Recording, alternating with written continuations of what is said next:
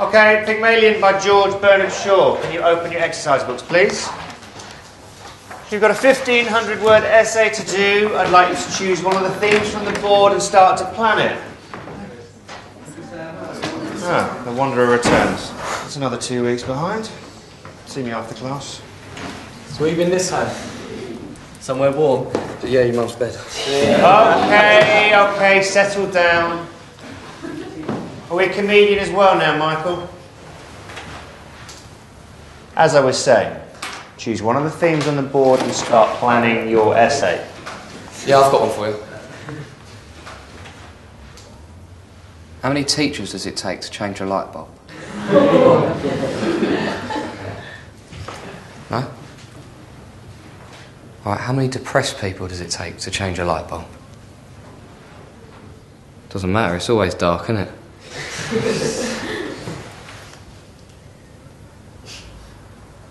When you wake up, you got a dead arm.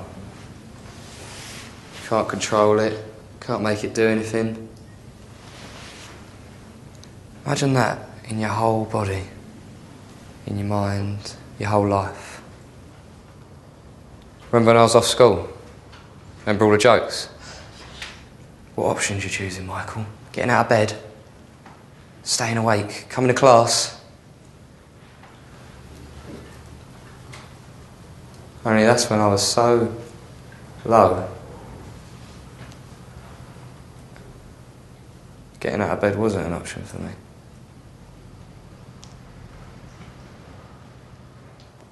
Even on Facebook. Changing my status to still skiving.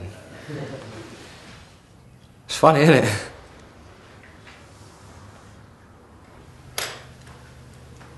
It just makes it a little harder. Sometimes it's already too hard.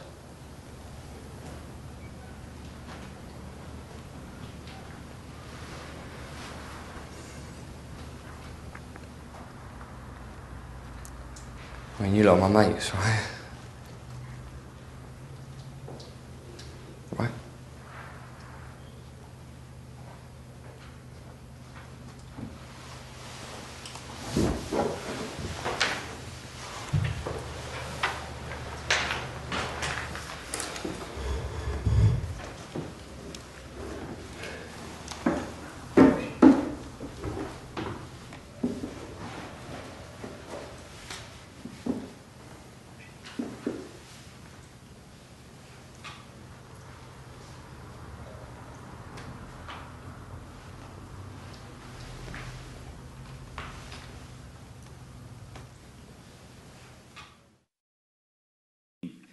Welcome to Conversations at the Carter Center.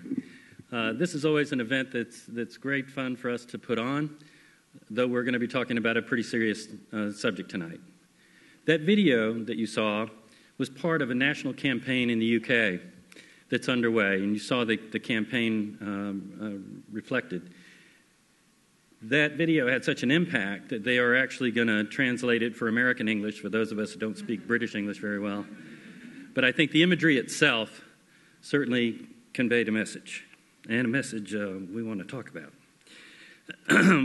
One of the core activities of the Carter Center Mental Health Program and a lifelong interest of Mrs. Carter's is the reduction of stigma and discrimination against people who have mental illnesses. And make no mistake about it, they're inextricably linked. Where you have stigma, you will have discrimination, whether it's in insurance parity or in other forms, or in the forms like you saw tonight. This is we're very pleased to have an opportunity to have this conversation with all of you and share with our neighbors some of the work that is going on here. Mrs. Carter sends her regrets that she cannot be here tonight. She really wanted to be with us, but had another engagement that she could not get out of, so is not able to be with us, but she's with us in spirit as always. Conversations is a series of discussions held at the center to discuss our peace and health programs activities, and it's a chance to meet you and you meet us and have a more candid conversation about the work that we do. We are webcasting this live, so we hope we'll have a lot of guests coming in live. We made outreach to a number of colleges and universities since the theme today is really about young people. And we wanted to talk about this particular challenges of young adults, maybe mostly college-age adults, who are working through these issues in their own lives and haven't told it in their own voices and in their own images. And that's what we'll do this evening. Almost all of our events are open to the public, and we welcome you to take a look at our website and take a look at other conversations events. They're always interesting and informative, and we welcome for you to do that. The audience will see young people walking around with pads and pencils. If you have questions during the Q&A session, please write them down, and we'll get the questions to the panelists, and we encourage you to do that. And finally, for my part, I want to take a special moment to ask your indulgence to tell you a little bit about how this happened, this particular event happened. This was the idea of our youngest staff person, and she planned it all. This is her baby. With some guidance from Rebecca Palpant, our interns in this current semester, they pulled it off. So congratulations, Tina, on a job well done.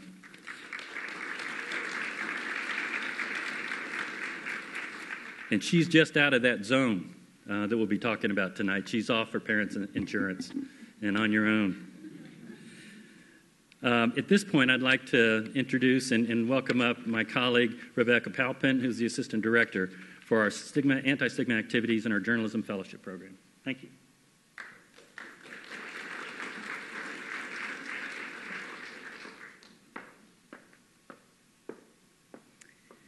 Hi, I'm Rebecca Palpant Shimkets, and it is such a pleasure to see each one of you here tonight to talk about an issue that is so important to probably all of us in this room. That's why you're here, and to those of you that are joining us on the web. Because mental illnesses, they either affect us or they affect somebody that we love. And my guess is out there tonight, there are some of you that have someone in your life or maybe yourself that find yourself in a position where you're trying to figure out what that next step is. Because you're experiencing symptoms, or someone you love, maybe it's your child, is having those symptoms.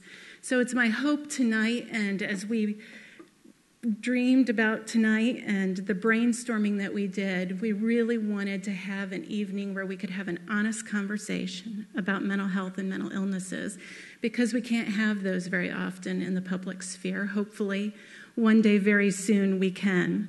But we can offer real tips about what to do in a situation with a young adult who has a mental illness, things that you can actually go home and do tomorrow, or that can be done on college campuses. So with the format that we're going to use tonight will be conversational in nature. We've found in the years that I've been working with journalists here at the Carter Center through the Rosalynn Carter Fellowships for Mental Health Journalism, I've been at it almost 10 years now. It's so hard for me to believe that one of the most powerful ways of reducing stigma and discrimination is through the personal story. So tonight, we're going to tell some personal stories through multimedia, through photography, through the work of Rosalynn Carter Fellow, Billy Howard, as well as very courageous stories told by Kimberly, who's with us tonight. So it's my honor and privilege to kind of walk you through this evening, to introduce our conversationalists, as well as the order in which we'll go tonight. So first, the panelists. Kimberly Minor is here with us tonight.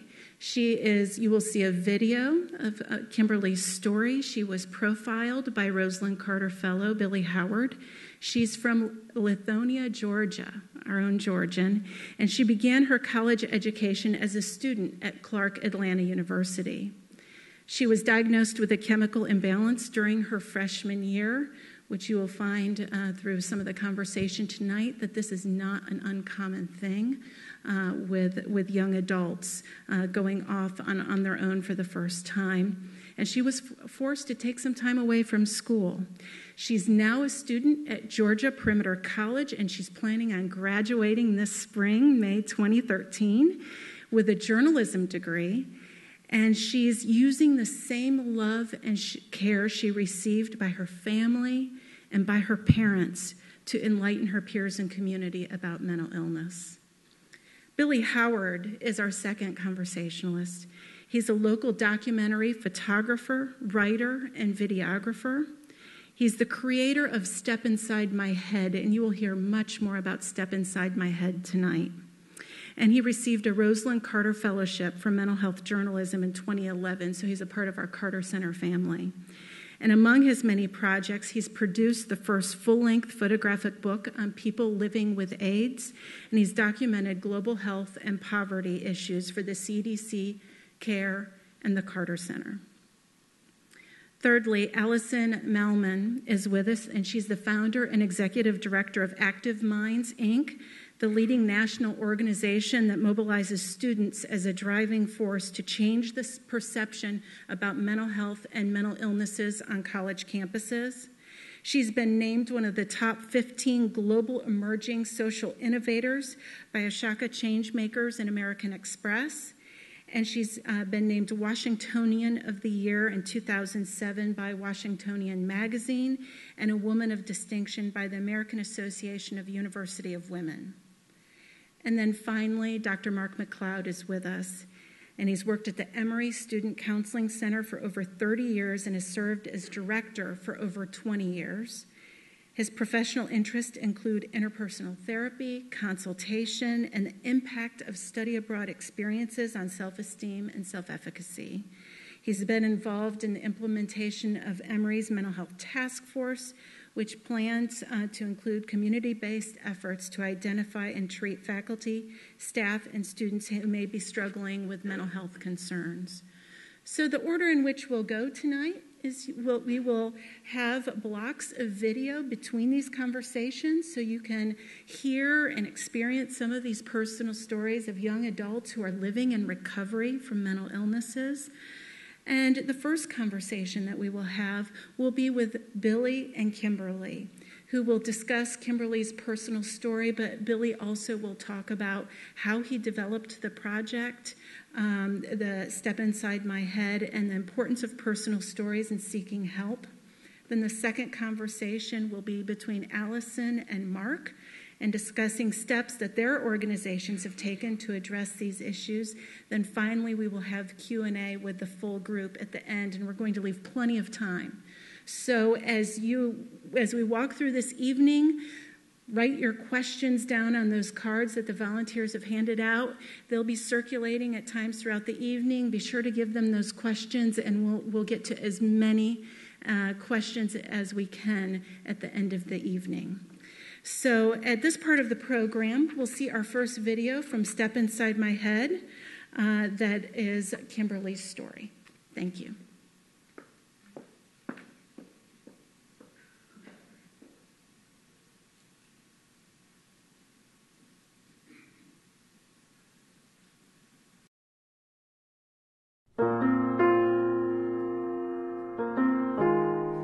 My name is Kimberly. I am 23 years old, and at the age of 18, I was diagnosed with a chemical imbalance.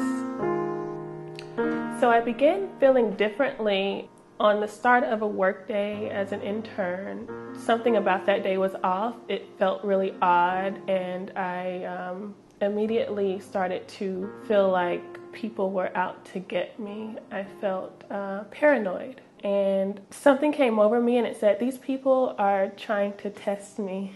And so I just decided to quit. And at this time, I didn't know that I was becoming ill. This was when the illness was sort of starting to take form within my body. So while all this was happening, I wasn't the Kimberly that you're seeing now. So it wasn't like a normal person who just went in and said, oh, I quit today. This was the illness sort of taking form, and really none of that, what I perceived as happening was really happening. It was a normal day. So when I went into my boss's office, I told her I was leaving, and a few people came in, and everyone was really confused about what was going on. And I remember even one of my closer supervisors even began to cry, but I didn't know what was going on. No one knew what was going on. I remember very vividly, I pulled up in the driveway and my dad came to meet me outside like he normally does to help me with my bags, and I just kind of was out of it, and I told him that I left the job, I quit, and I was just, I couldn't really explain it because I didn't know what was going on. All I kept saying was I quit and I don't know. I left the job. And that night I stayed at my parents' house and I walked into my father's bedroom to speak with him in the wee hours of the night. And he recounted that there was a third voice that came out. It wasn't my voice.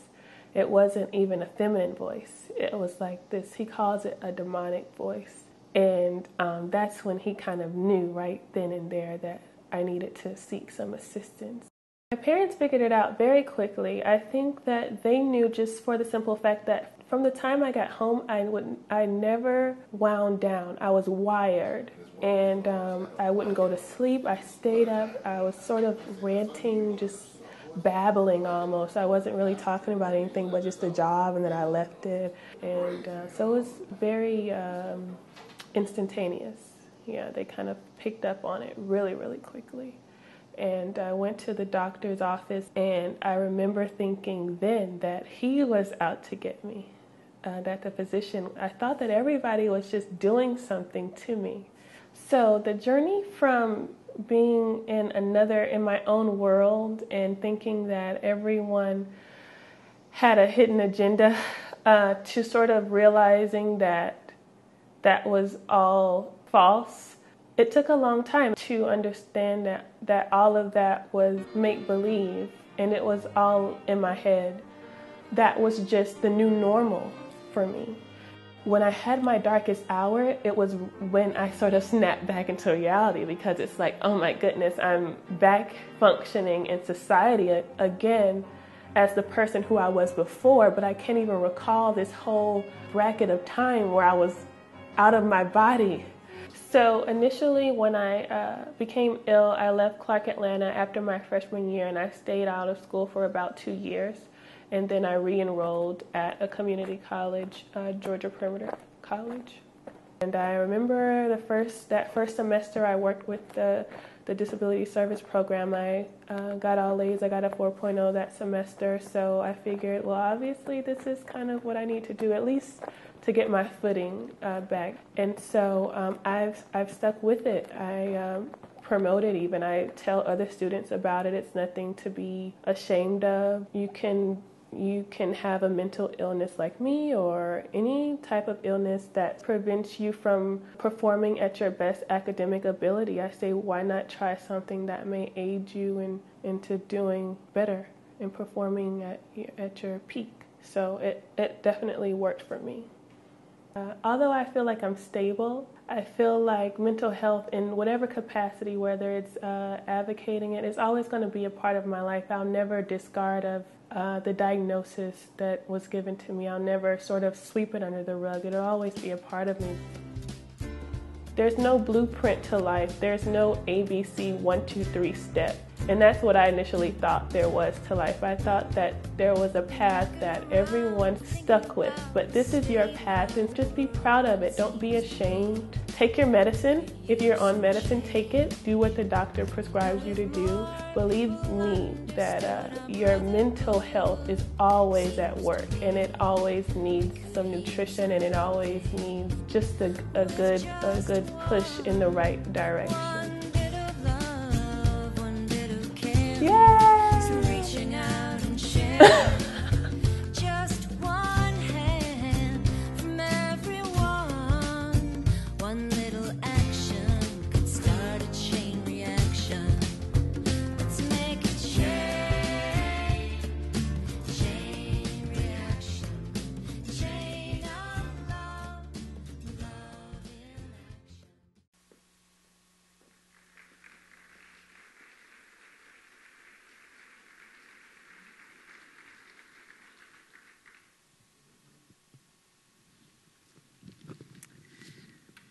Well, thank you so much for sharing your story with us. And I just wanted to acknowledge your parents in the front row here and what a powerful support they have been to you.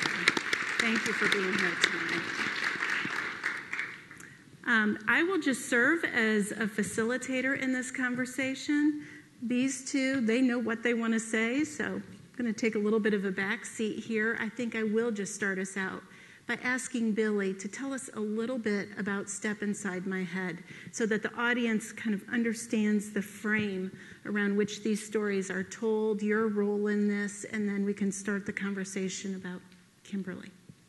Well, thanks. I want to thank the Carter Center for having us here and for sharing all these stories that have been so powerful, and Kimberly's in particular was just such an honest representation of what she went through and sharing that. And the reason that that's important to me, I started working on issues around healthcare in the mid-'80s when my dentist became ill with AIDS, and he left Atlanta and didn't tell anybody where he was going. And I tried to find him, and after he died, one of his good friends sent me a note saying that he had gotten my notes, but that he was so afraid that people would reject him, not because of who he was, but because of his disease, that he just didn't have the courage to reach out and be embraced by the fellowship of the people that loved him and cared about him. He thought he would lose that. And the sad thing about that time in our history is that he likely would have faced some of that repercussions because of the stigma of the disease. I photographed a lot of people. I had them write their stories on the actual photograph and shared those. And what I have found since then is as more stories were shared and as people became to know actual individuals and the people that were suffering with HIV/AIDS over the next 20, 30 years, the stigma behind the disease started to dissipate, and they became more accepted for who they were as people, not because of the illness that they had.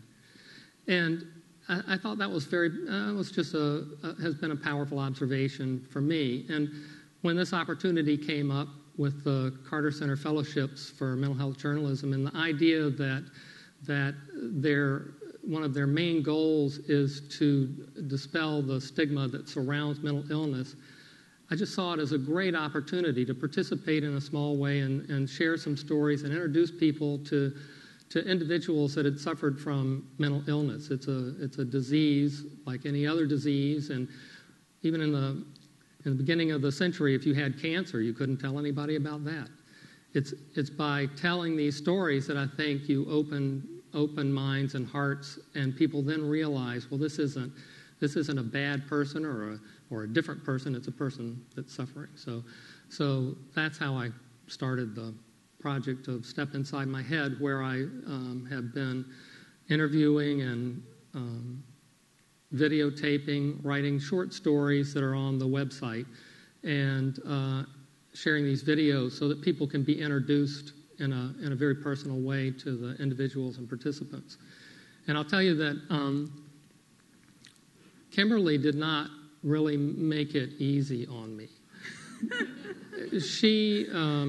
I interviewed her for over an hour, and everything she said, sorry, but it's true, was so articulate, and her message on every level was spot on.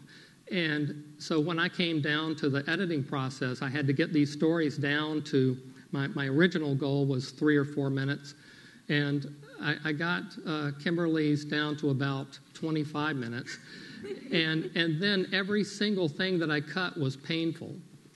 It was hard because I felt like her voice was so important, what she had to say was so important. So I'm really excited to have this opportunity tonight, because I'm gonna have her share with you and ask her some questions about some of those things that I was not able to include in our discussion.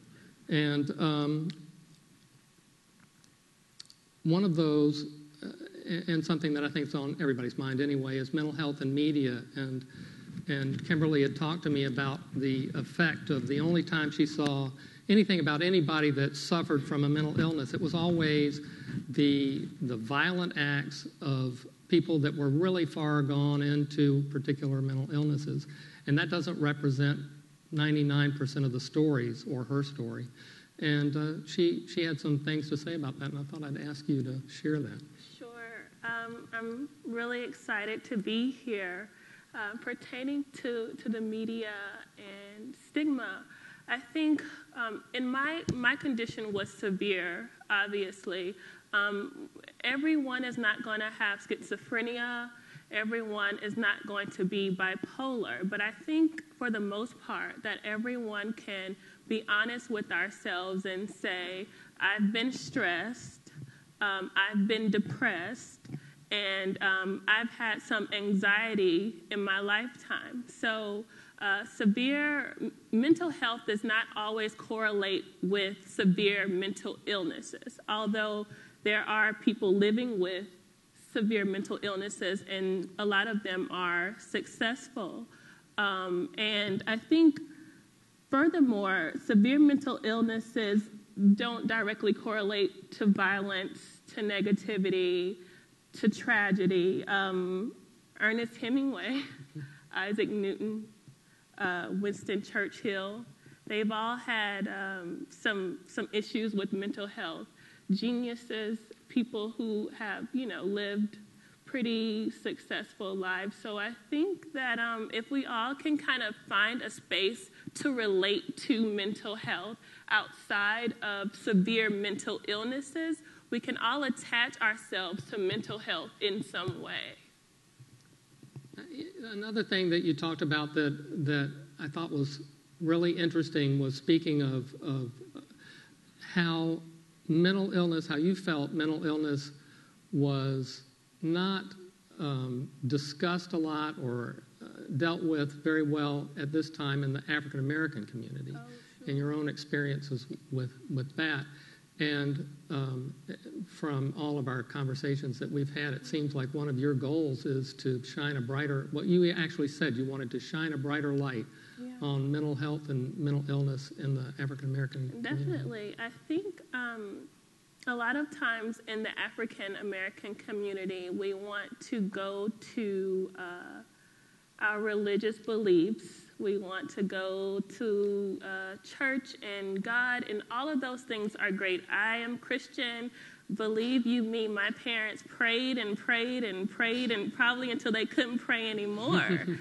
But they had to be realistic, and I had to go and get help. I had to go and see a psychiatrist. I had to go and see a therapist. I can't tell you how many doctors I've sat in front of, and that's been a major part of my recovery. So a lot of times in the African American community, we want to do like a kumbaya, you'll feel better, and that just doesn't work. Well, you were talking about your parents, and I'm really pleased to see them in the audience, Geneva and Steve. Yeah. Thank you for being here. And one of the things I was immediately struck with when I interviewed you was you said the very first thing you did after you left that job was to drive home. Yeah. And on that very night, your parents knew something was wrong to the point that they took you for help the next day, I think. Mm-hmm. And so one of my questions with that, to follow that up, is how important was family in your recovery?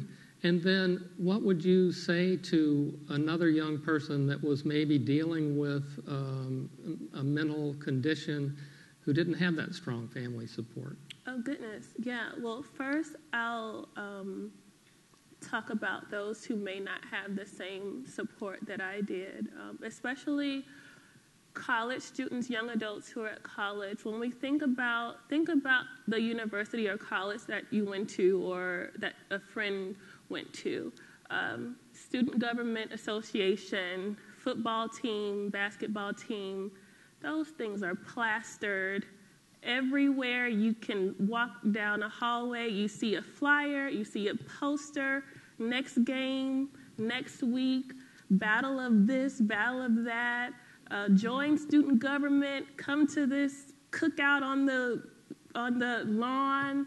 But you rarely see promotion about counseling services, disability services on college campuses. And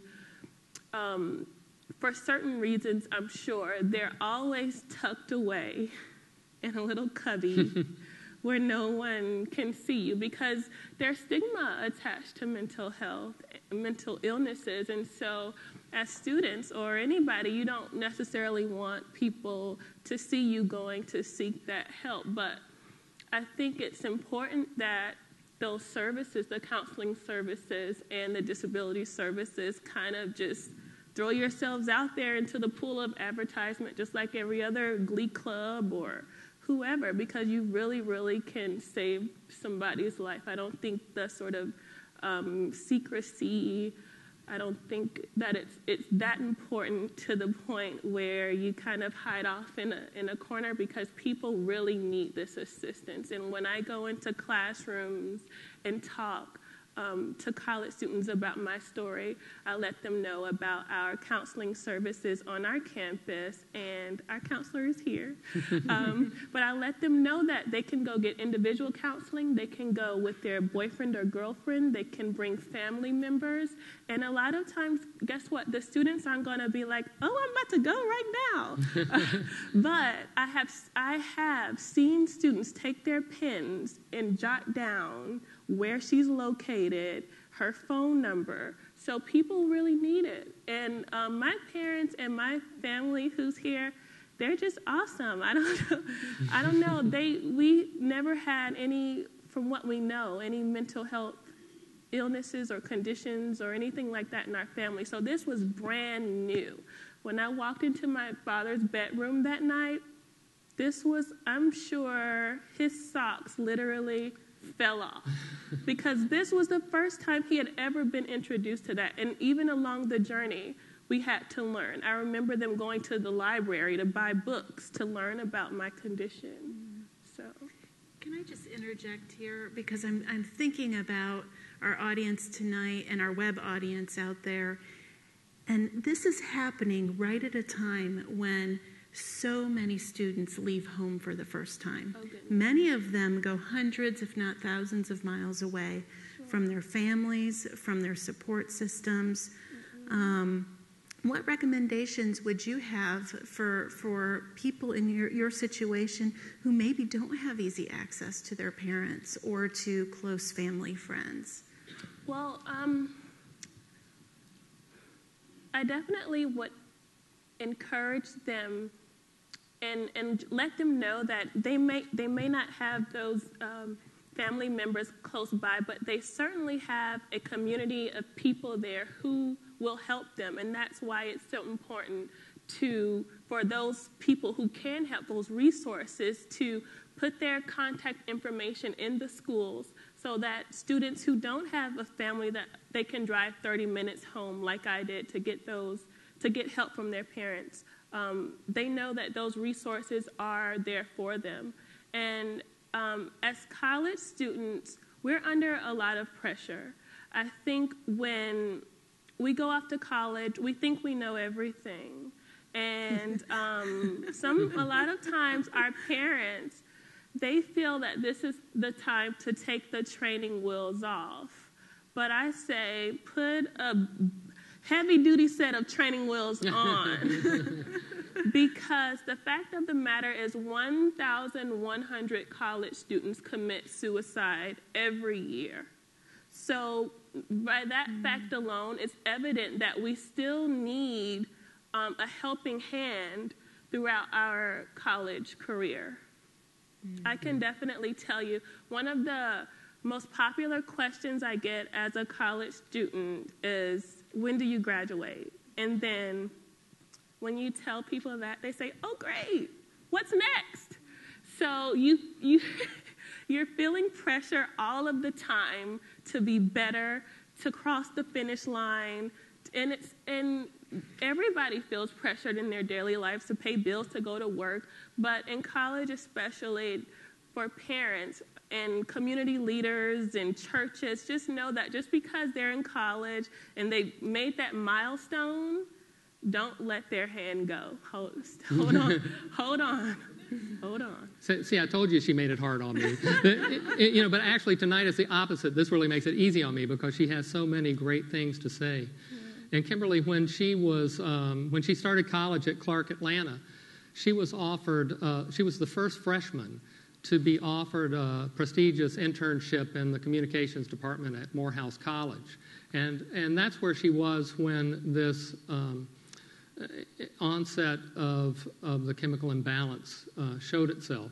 And so what I wanted to ask you, and I think it's so interesting that so many people are diagnosed with mental illness in this age range, up to around 24, the 18 to 24, there's a lot of that. What role do you think stress plays in that? I mean, you kind of touched on it a little bit, but you put yourself under a lot of pressure. Yeah.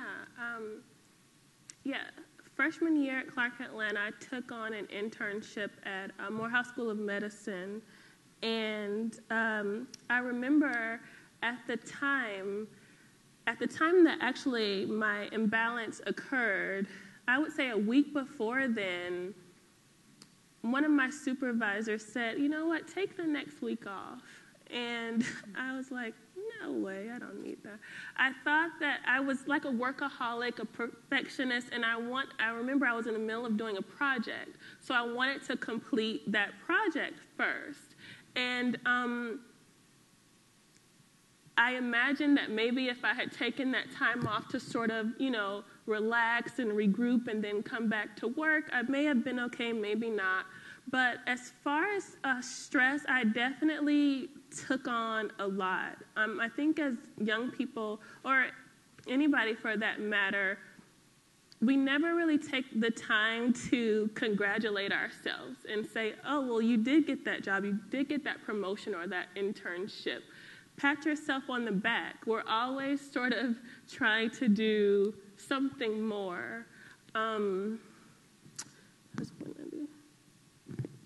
But I hope that answered the question. I wanted to say one other thing. Well, go ahead. No. This was it. I'm so sorry. But a lot of times young people are driven by what their peers are doing and what their peers are accomplishing. So if we see a tweet, and I'm just speaking honestly, I'm sure others would agree, but if we see a tweet that one of our friends just landed the internship that they've always wanted, or if we get a phone call and my girlfriend is like, Kim, I just got that job, I'm going to say, oh my gosh, congratulations, I'm so proud. And then when I hang up, I'm going to say, I'm not doing enough. So we always feel like we have to sort of compete, and that's a lot of stress. So I would say, just congratulate yourself. Go do something fun for once. Sit the books down. I think that's good advice for all of us. There are so many things that you said that I want to touch on. But in terms specifically about stigma and mental illness, you had some really, really great analogies about how people with mental illness are sort of invisible. And did you lose friendships, and how did that did people come to understand mental illness a little bit better through you, and have you regained some of those? And what was that like in that period when people saw you and you looked normal, but they didn't understand what was going on? That was probably the hardest part. Going through the illness was harder for my parents and people around me than it was for me, because this was just who I was at this time.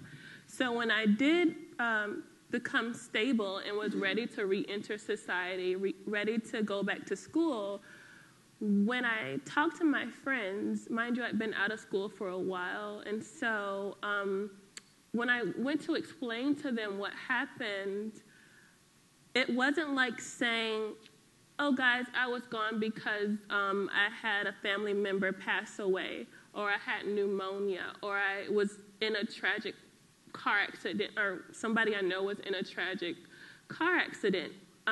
So trying to explain mental illness and chemical imbalance, that was like, what are you talking about? Right. And I got a lot of just confused, blank faces. I had even my closest friend, I remember he said, one of my closest friends, we thought you were raped or something. And I'm like, what are you talking about? Because that's just something that people can kind of relate to better than mental illness. So it was definitely a challenge. I lost friends for sure. social media. There was like a spat, and this girl, a friend of mine at the time, said something like, oh, you're psychotic or something like that. So it was definitely a challenge.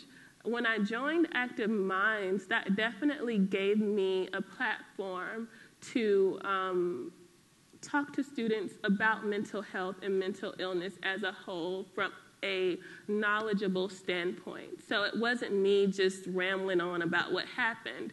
It was facts, it was statistics, and they're like, oh, I get it now. So definitely Active Minds has played a huge part in my connection with young adults and talking with them about mental health and going into the classrooms. And I'm effective.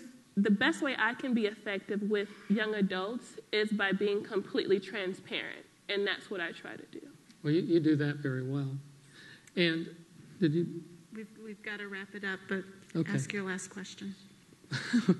Wow. Well, it just goes really fast. I guess they're a bunch, but I was really struck when you talked about your darkest hour being when you were actually coming back out of the illness and getting back to your normal self, and you went through some depression then, and that was really, really a hard time for you. And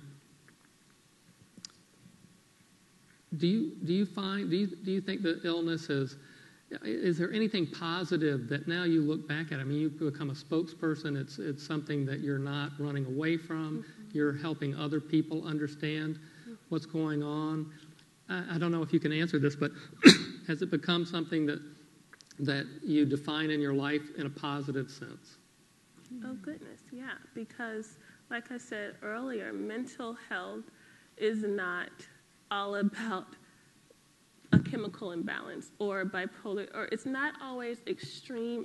Mental health is when you wake up in the morning and you try to go about your day and you didn't eat breakfast and you go sit in your professor's class and you're like, what in the world are you talking about? You can't concentrate because you didn't eat.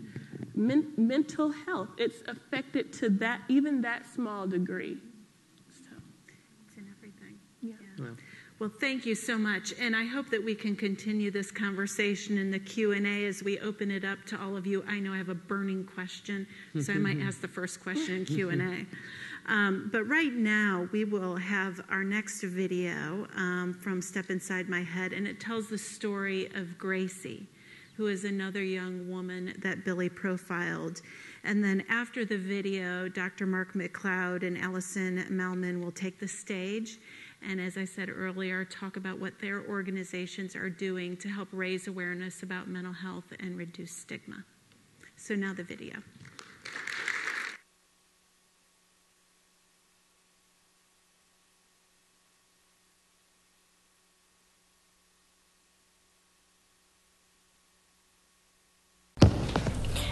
My name is Gracie. I'm 19 and I have bipolar, anxiety disorder, depression, ADD.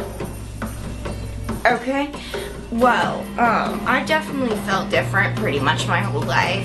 I've had a lot of problems throughout my life. My main problem is bipolar and anxiety. I was diagnosed with bipolar when I was 14, but I knew that I was bipolar after watching my dad, because he's bipolar as well, so I figured out that I was bipolar when I was like 11, and my anxiety disorder developed about a year ago. Usually, I will tell people right away that I'm bipolar because I feel like if I keep it a secret, it'll seem like a much bigger deal when they find out. And I'm not ashamed of it, so I just let them know.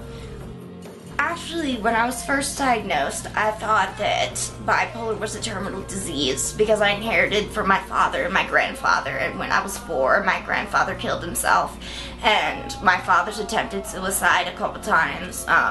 The only one I know the details of was when I was 11, but I've never considered suicide because I understand exactly what it does to a family and how much pain it causes the people that love you, so I've never contemplated it even a little bit, but I do understand. I've been to the very bottom of the very bottom, and I felt like it's light down there, and I do get why it would seem like an easy escape, but it's not. It's the most selfish thing you could possibly do, and it's just, it ruins the lives of the people around you.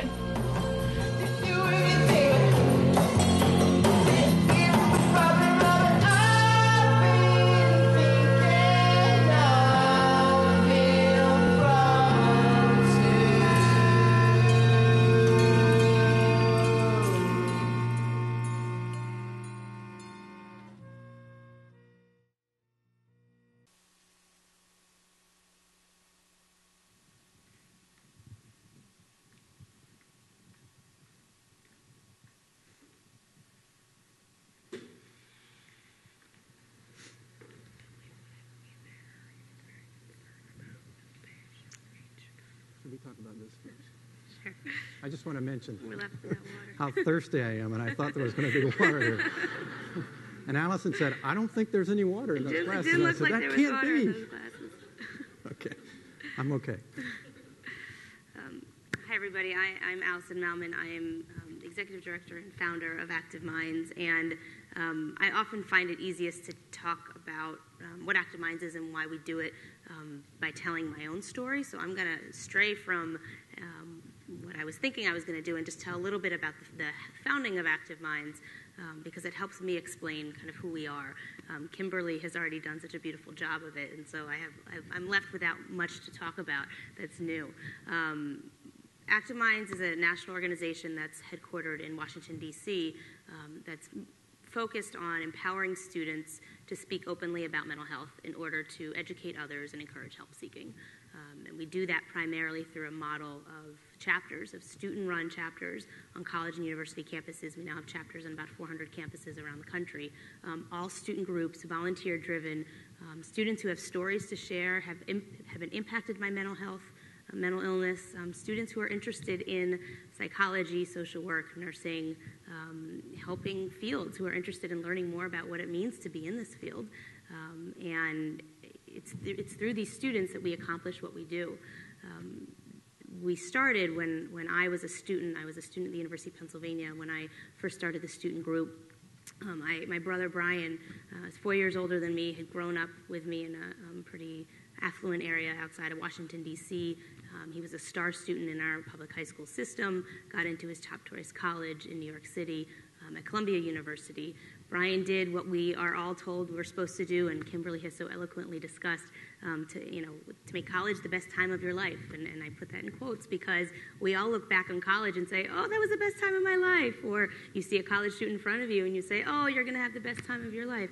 Well, as you've heard from Kimberly, and as you'll actually remember, it's not actually the best time of your life.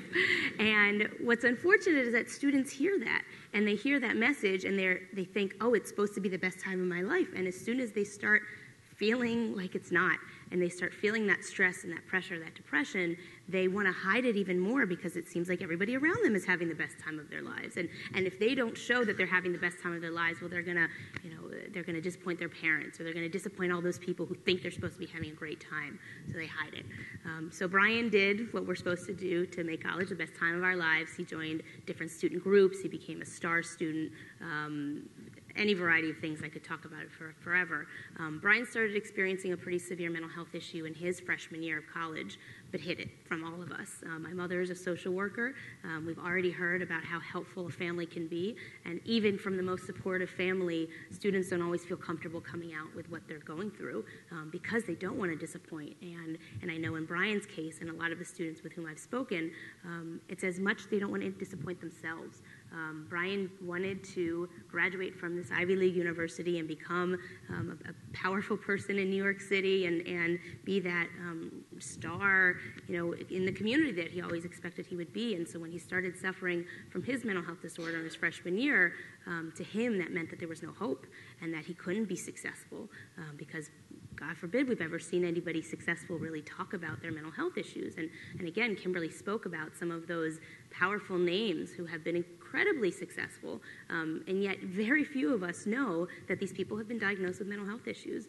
Really what we see instead is the tragic but violent and abnormal actions that will sometimes occur when connected with mental health, when when we see people on the street or we see what's been happening in the media recently around Newtown and Aurora and others. But the fact of the matter is most people with mental health issues go on to live very successful lives and are thriving and contributing members of society, and yet as young adults, you never hear that. You never see that. And so when you start struggling, you don't think there's any hope for you. And that's what Brian shared with us. Brian ended up taking a voluntary leave of absence from Columbia, came home, started in very intensive care. It was at that point in his senior year that we learned as his family what he was going through and what he had been going through.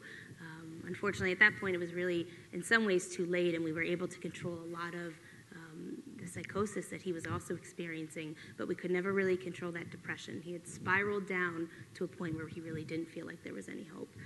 And in my freshman year of college, when Brian was 22, he took his own life. As you can imagine, as for any of you who have been touched by suicide, it was the worst part of my life ever. And at the same time, it has helped me understand better who I am now as an only child and who am I as Alison as opposed to Alison and Brian. And then I really dove into research, and what I learned was just how prevalent these mental health issues are, especially among young adults. And the fact that Brian first started experiencing depression and psychosis in his freshman year of college was actually pretty typical, and it scared the living daylights out of me because we had gone to a top-notch high school, we were both in Ivy League universities, and nobody had ever taught that to me. I had to do my own research to learn that depression, bipolar disorder, schizophrenia, eating disorders, you name it, generally first present in the high school and the college age. And there's any variety of factors. It's a combination of biological factors and social factors and stress. But the fact of the matter is that wasn't atypical. And it scared me because I realized, A, it could have been me, and B, it was probably a lot of my peers on my campus at Penn at that very moment. And so from there, Active Minds was born. One of the things that we learned after Brian came home and after he took his life was that his friends at college had noticed some changes in him. While he hid everything from us, while he was on breaks and when he talked to my mom on the phone, his friends who spend 24/7 with him noticed that he would show up at some rehearsals and not really acting like himself, just acting differently. But Brian was hiding it, and they wanted to respect him. And so since he was hiding it, they thought they should hide it too and not say anything to him about it, because there's this question of, well, if you don't say anything, I don't say anything, and then it's not a problem. And so the concept of Active Minds to me was this notion that not only does this information have to get out there, and should students not have to find this out themselves by doing their own research the way I had, but it has to come from students. Research shows that young adults, when they are impacted by a mental health issue, depression, psychosis, suicidal thoughts, they turn to a friend before they turn to anybody else. And even if they don't turn to a friend, you better believe that their friends have noticed that something is not going on. But no young adult knows what to say.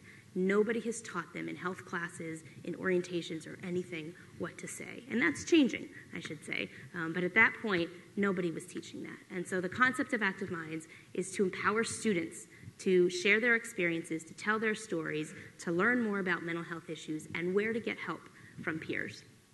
As I said, I started Active Minds on my campus at the University of Pennsylvania when I was an undergrad. And then when I graduated, I started the nonprofit in order to develop and support other chapters of that student group on other campuses. We are now 10 years old. We have chapters on just over 400 campuses around the country, including many chapters right here in the Atlanta area. And it's so exciting for me to have so many Active Minds folks here in the audience. What our goal is with Active Minds is to change the conversation about mental health. And what that means, first and foremost, is to start a conversation about mental health. I guarantee you that by sharing the story that you have, every time I share my story, and I speak proudly of my life with Brian and who he was and who he continues to be in my mind, every time I share his story, everybody around me has a story too. And 4 out of 5 of them come up and share it with me. And I love hearing it. But what pains me is that I'm often the first person they've ever shared their story with. And the fact of the matter is, I'm not the only one who's experienced this. 1 in 4 Americans has a mental health disorder at any given time, which means that every single person in every single family is impacted. So I encourage you, as part of the Active Minds theme, is to start a conversation about mental health. Go home, if you are a parent, Go home and talk to your child about mental health issues you may have experienced. It's going to make them feel so much better about sharing with you stuff they may have gone through. The next piece is just to be very wary and conscious and careful about language. And I could go on and on about language. I don't have as much time as I'd like to do so.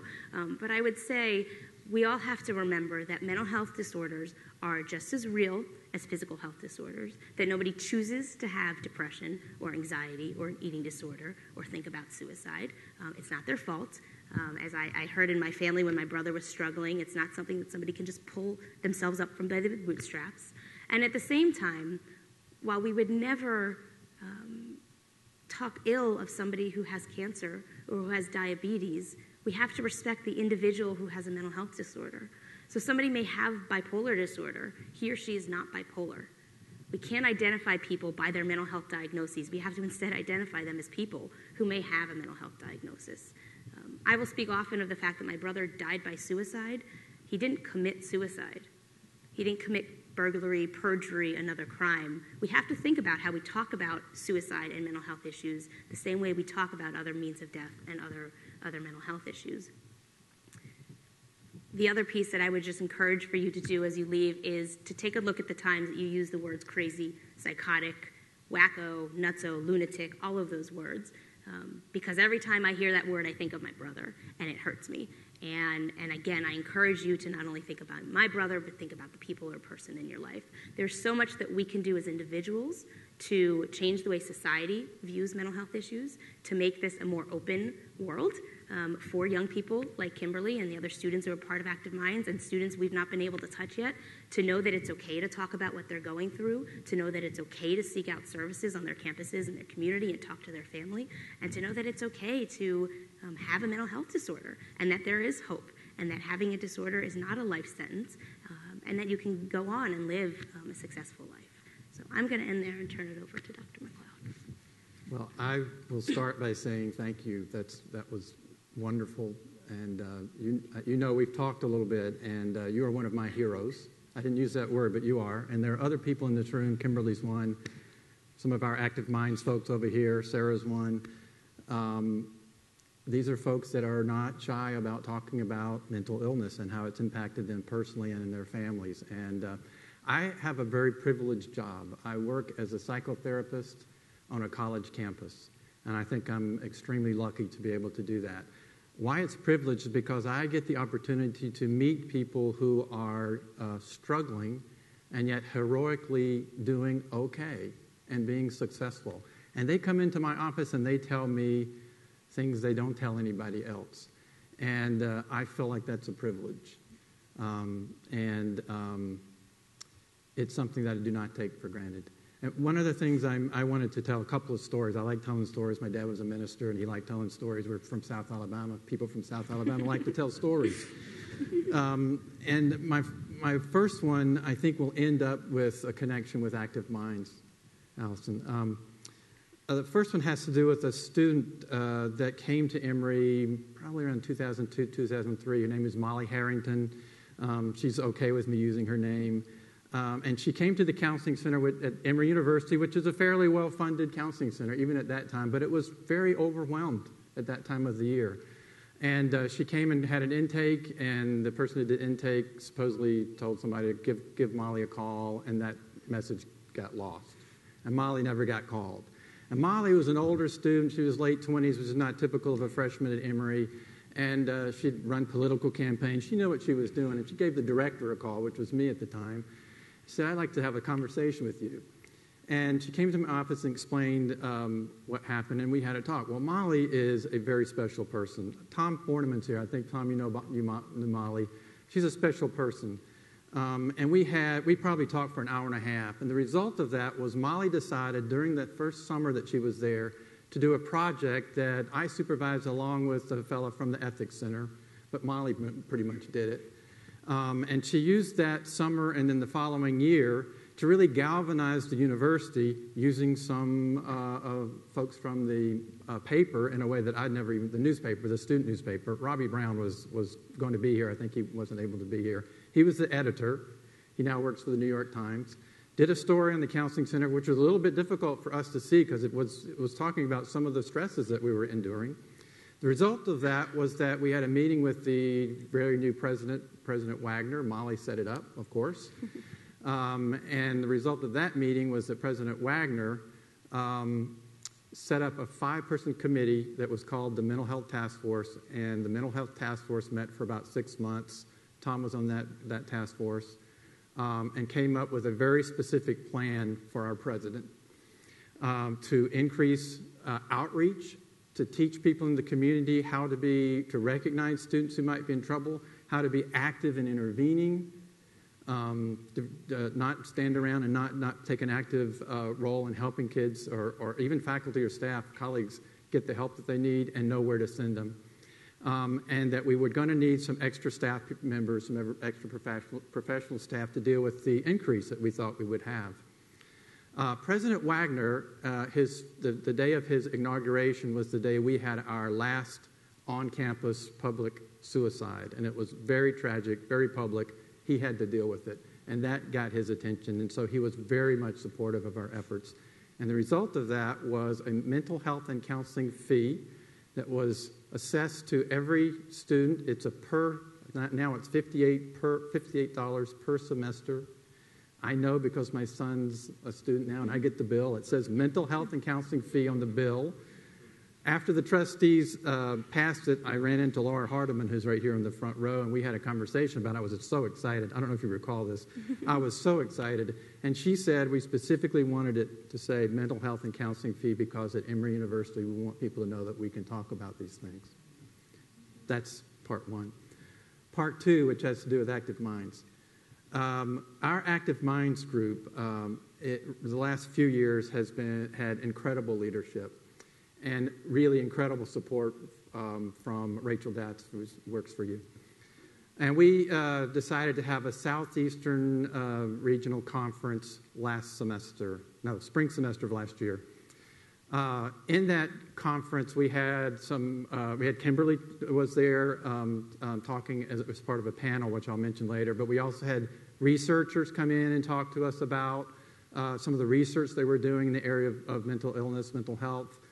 Billy was there talking some and showing some of his pictures. It was a great conference, the best conference I've ever been to, I believe. But the reason it was the best is because we had 3 students who, Kimberly was one, Sarah was one, and there was another gentleman, and there were 3 students talking in front of their fellow students about their struggles with mental illness. And I'm in the back thinking, holy cow, I have died and gone to heaven. And yet, really, if you think about that, why is that so hard? I mean, and I mentioned, we were talking about this in the introductory meeting at our Active Minds. Why is it so hard to talk about mental illness? It's not hard to say I've got a sore throat, and it's really not that much different. I mean, why would we expect anybody to go through life without having a mental illness? We all have physical illnesses. It's part of living. So we all struggle with these kinds of things, whether we label it mental illness or anxiety or depression or you can't go to sleep. That's me. Why can't we talk about it? And yet we all carry around with us this, I will label it stigma, this feeling that we have when people act differently or when people talk about their mental illness, like the kid who's up in the video who's standing on his desk. Oh my goodness, this is different. We got to get rid of that, and we got to find ways to have these conversations like we're having now in a different way. Do we have time for about 5 more minutes? I haven't. 1 more minute, okay. I got to tell this is a personal disclosure, okay? This has to do with bystander apathy. This is the feeling that we have that keeps us from intervening. And I had just been on a panel at our law school talking about bystander apathy and how important it is for us not to be apathetic and all that kind of stuff. A couple of days later, I'm walking through one of our public buildings that a lot of students travel in, and there's an enclosed stairway there. It's cocked hall. And there's somebody and I'm walking by, and there's somebody in that hallway that is just screaming and yelling, and I'm thinking, oh my gosh, are they okay? And I'm walking on thinking that, and I keep walking. And then there's a little voice in my head that says, Mark, you are the counseling center. You're the director of the Student Counseling Center. if you're not going to do it, who the heck is going to? I didn't say heck, I said something else. And so I stopped, and I walked around to come up the stairway so I could get an eye on what was going on, just in case there was something dangerous going on. The guy was there, and he was really ecstatic and going on. And I went up and just touched him on the shoulder and said, "Are you okay?" And he says, "I'm so sorry. I just got accepted to my internship, and I'm just going out like that." But why, here we can have this conversation, but why is it so hard for us to take that step? And we've got to figure out a way to make it easier for all of us too. And we're working on that at Emory, and I really think colleges and universities are getting there. I think there's a lot of us that are trying to provide at our universities a model that I think the real world could use that has to do with what we used to call community mental health centers. And I'll stop with that.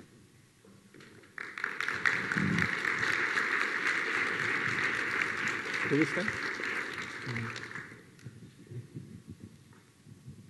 You want some water?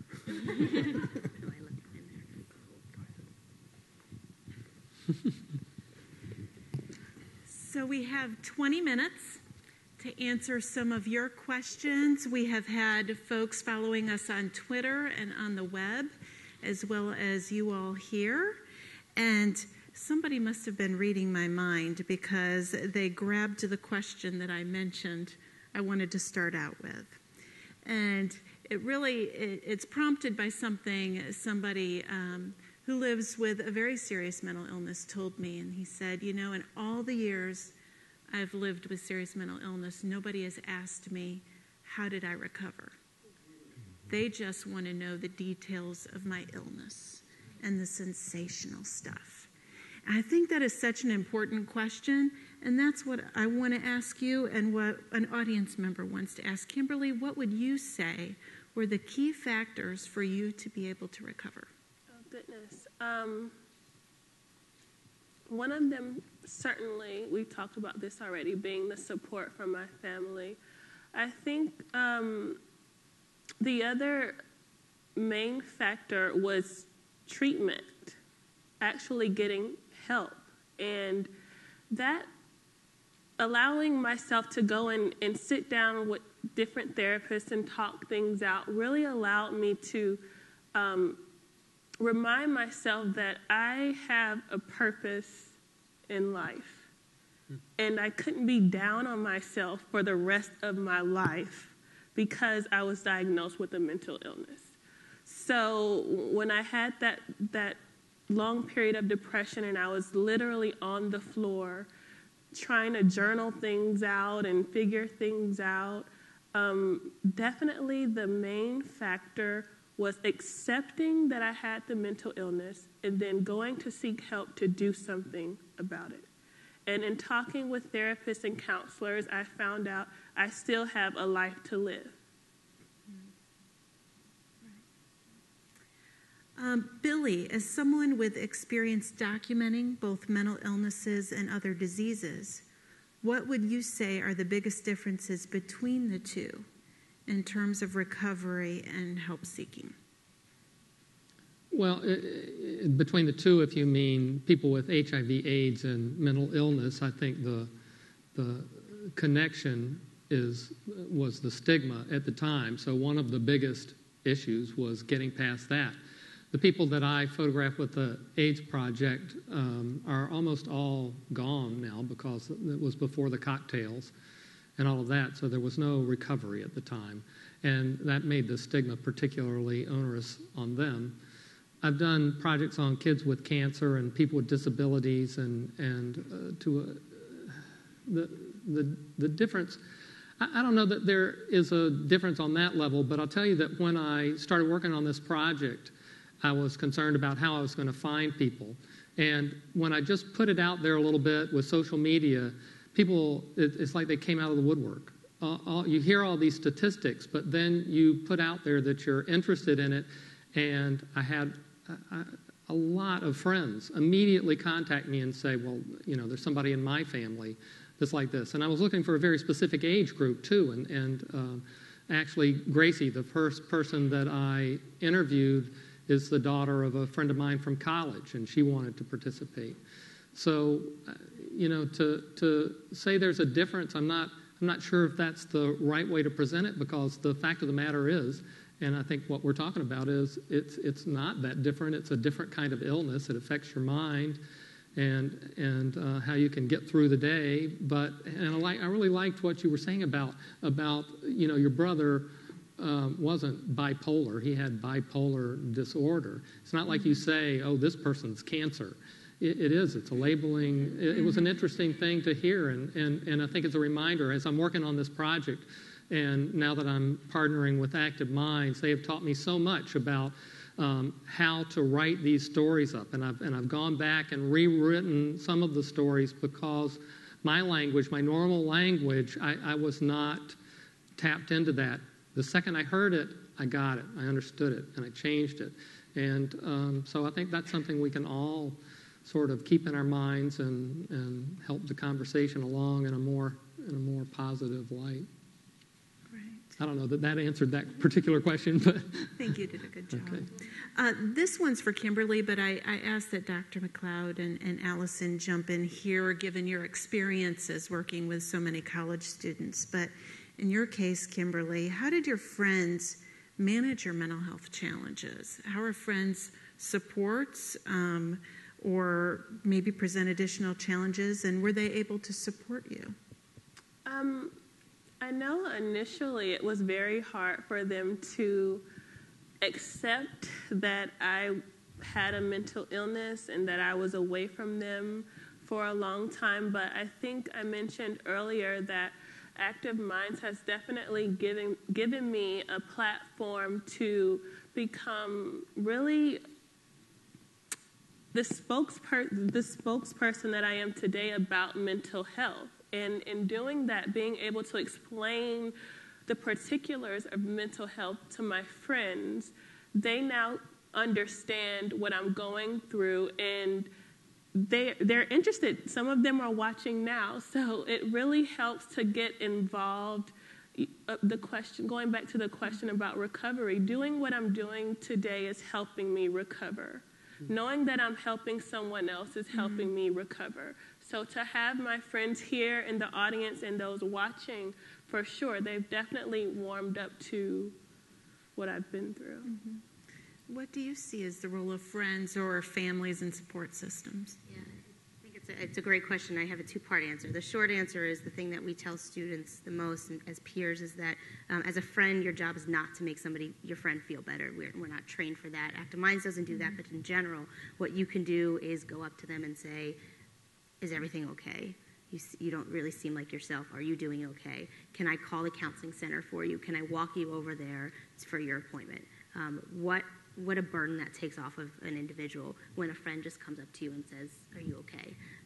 I have one little anecdote too, and it's to the point where I see in so many ways that there's a generational shift happening.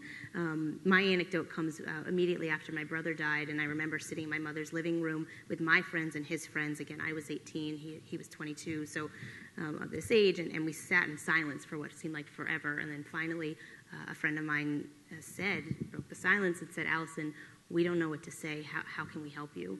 And at the same time, the months preceding my brother's death, my mother lost a lot of her friends, and it wasn't vindictive, but it was. They also didn't know what to say, and they shied away from it. And so this generational shift is one where students care. They want to know. Active Minds has grown to 400 chapters, not because I have any sort of marketing budget, but because students are coming to us and saying, this has impacted me, this is impacting my friends, my family, I want to do something about it, I want to learn more, I want to both share my story, help my friends, and so in so many ways, friends are not only the crutch and the individual who's seeing, friends go through this, but they're so hungry for this information. And so I would encourage anybody who's in the place to, if you have middle school, high school, college students either under your care or you're a parent of them, give them this information because they're seeing it in their friends even more readily than they see it in themselves, and they're hungering to be of support. And as Kimberly said, not everybody's there. I mean, not everybody understands it or wants to get it, but so many more young people do than we realize, and we just need to give them kind of information. I absolutely agree, and I would add that most colleges and universities are working very hard with whatever resources they have to educate. We can't educate every single student, but all those students that are going to be involved with other students who are leading organizations, who are resident advisors in residence halls, we focus our efforts on teaching those students and also faculty and staff who are in key areas to both identify students that are at risk, know how to talk about it, get rid of some of the stigma, and also have the knowledge to know how to get in touch with people who can help. And on campuses, that's generally the counseling center. Dr. McLeod, you touched a little bit on what Emory has done at the policy level to support counseling and counseling services. And this question is really for any of the panelists, but what kind of policies do we need in place to promote mental health and provide adequate treatment and services at the community, state, and national levels? Big question. But I think it's a really important one, and that one, again, folks can go home tomorrow and really start thinking about and maybe doing something about. I have a response because I've thought about this quite a bit. One, I think prevention is really critical. And there's Kathy Colbinson's here from Chris Kids, who runs a really wonderful organization that works with kids at all ages who've been abused and troubled and have mental illnesses and you name it. And they provide the support that they need at a very early age. And I also think that colleges and universities, each one has a kind of a different way of doing this, and that the real world can learn from them. I hope we could figure out a way. I mean, that's kind of what universities are about, training folks like Kimberly who can go out, and Alison who can go out and make a difference in the world. And we have some models that we're using, gatekeeper training and reducing bystander apathy and reducing stigma and encouraging people to talk. But we got to have resources, and I don't see that happening in the real world either right now. Okay. Anything else folks would like to add? I would just underscore, as Dr. McLeod said, prevention. And we talk too little about prevention. And it is so important to remember that mental health is a public health issue. It's not an issue that just sits with the counseling center or just with therapists or psychiatrists. It's a public health issue. And so if we can learn from what campuses are doing, where it's not just the counseling center anymore, it's the coaches, it's the RAs, it's the students themselves, the university president, who are engaged in conversation and kind of dialoguing around mental health issues. If we move that into the community, we have to start with prevention. Mental health issues, there are proven prevention practices, and we know that mental health and mental illness first present at the young age, 15 to 25. This is a disorder, diseases that affect young people. And so if we can get to elementary, middle, high school, college students and help them get the support and the treatment that they need as early as possible, the chances of recovery are that much more likely. So it's prevention, prevention, prevention. Okay. Well, when you're talking about policies and all that, and I think the one place where there's a disconnect is in the health insurance industry, and where mental illness is treated differently than physical injury. And that's the whole conversation is why should it be separated from any other kind of illness? And yet it is, and hopefully that will get better, but I think that's a big issue. Okay. I know that some people here tonight might have someone in their life that needs treatment, is not getting treatment. So I think this is an important question, and again, it's for anyone. Is it a requirement that the person someone believes needs counseling or treatment asks for it themselves, or can an advocate call on their behalf? And I'll add, what can an advocate do for someone that's not seeking treatment currently? That's a hard one, I think. Being in relationship with the person, having conversations with the person, listening, all the things that we teach, walking over with them. We often have people walk over with them. You can't make them go, though. I mean, and even if you make them go, once they walk in our door, they generally are not too cooperative if you've made them go. It's not always the case, but I believe in the power of relationships. I do, and I think you have to use the trust that you have with that person. Mm-hmm. I'd like to hear what other people think too on the panel. Yeah, I think on my college campus, especially at Georgia Perimeter College, when we were actually having a seminar not too long ago about toxic relationships, and I always, wherever I am, if I'm in a seminar on campus, I always plug our counseling services. I always make it a point to say it's available to you, and it's free and it's totally confidential. In this last seminar, we had a few girls they asked about it, and our counselor was there, and they were like, well, you know what, I should make an appointment with you. And I'm like, you know what, while she's here, do it. And I stayed in there and I watched them walk up to her and make the appointment, and I could only hope that they would actually go and get the treatment. But the fact that, I'm saying I've gone, I've been there, I walk in and out of there every so often, I hope that kind of eases their discomfort. One little thing that I would add, which doesn't really answer the question, but I always feel like I need to say it. It's really important as caregivers to take care of yourself, too. So there's only so much that you can do, and you keep thinking about the person that you love who's struggling and suffering, and yet at the same time, you have so much of a burden yourself. And so I would make that plug. There's a National Suicide Prevention Hotline, 1-800-273-TALK, that anybody can call if they are struggling, but you can also call if there's somebody in your life who you think is suicidal, because to get some help to figure out what to say and how to say it. And as a caregiver, as a sibling of somebody who's been through it, I recognize the pain that you're under and what the family is under as well. So it's not just the person necessarily with a diagnosable mental health disorder who deserves treatment. We all deserve to talk about it. I'm a big fan of everybody going to therapists at some point in their lives. Like, why the heck not, right? So, but just to remember that the burden is on all of us. Mm-hmm. And it really goes back to what Kimberly was saying, that we all have mental health. We all have to mind our own mental health, and we're operating on that continuum all of the time. So it's really important, the self-care as a caregiver. You all are doing inspiring work and telling inspiring stories. What gets you up in the morning? This is a tough issue, and there are a lot of challenges and working around stigma and discrimination and helping people better understand. What inspires you to continue this work?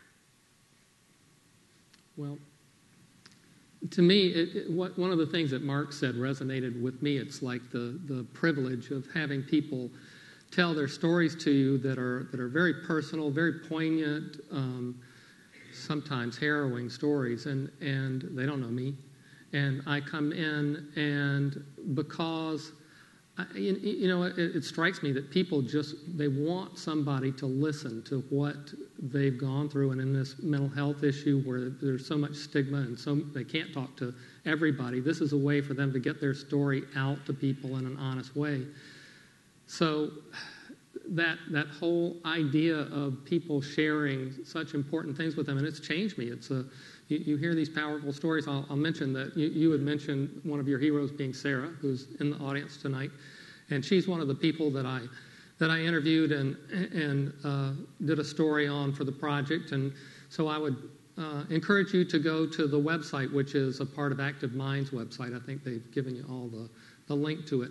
And read Sarah's story and watch her video, and you'll see something about the power of life and the incredible pull to live that some people get very close to the edge of, and they fight back. And that's what Mark was talking about, is heroism. And anytime you see a heroic story, you're always moved, you're always touched. And I'm able to go in and not only hear the story, but be a witness to it. And that gets you up in the morning. It really does. I'll just go back to purpose. I think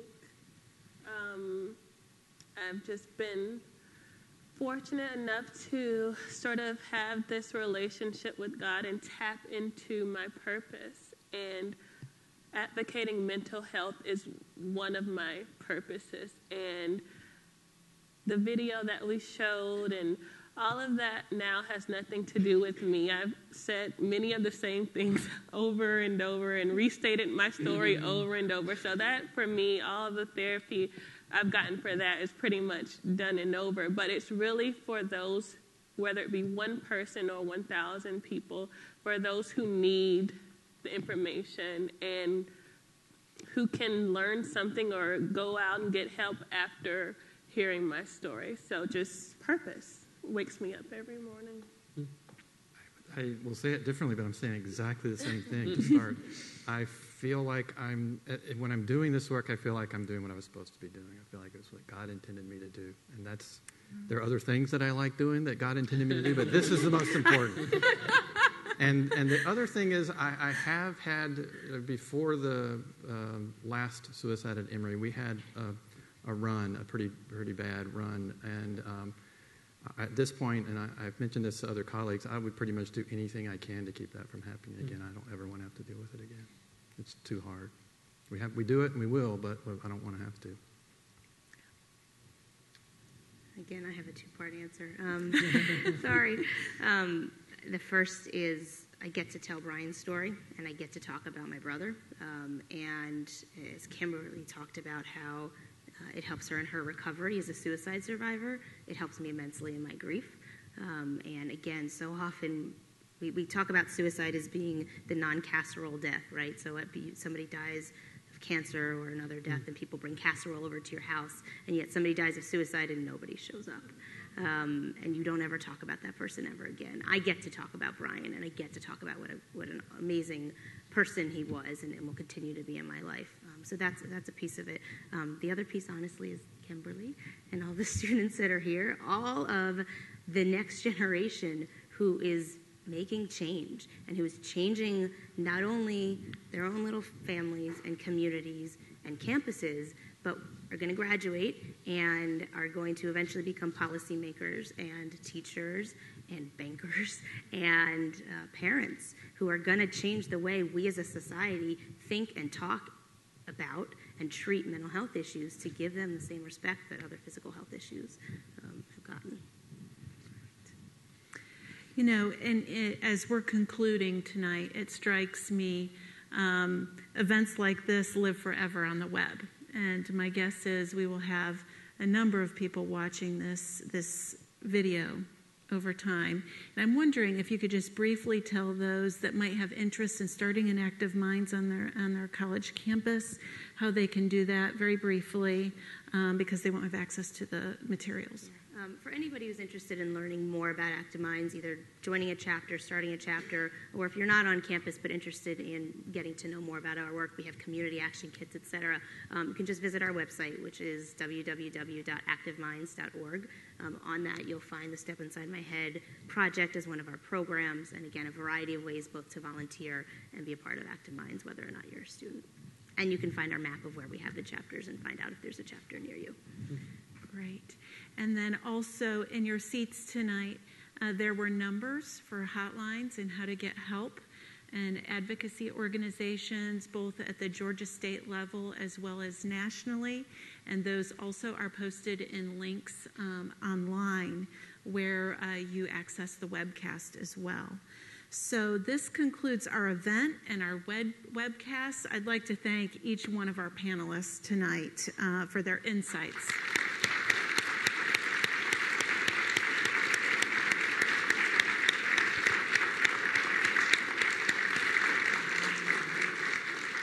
And I would particularly like to thank Kimberly for your courage in stepping forward and sharing your story.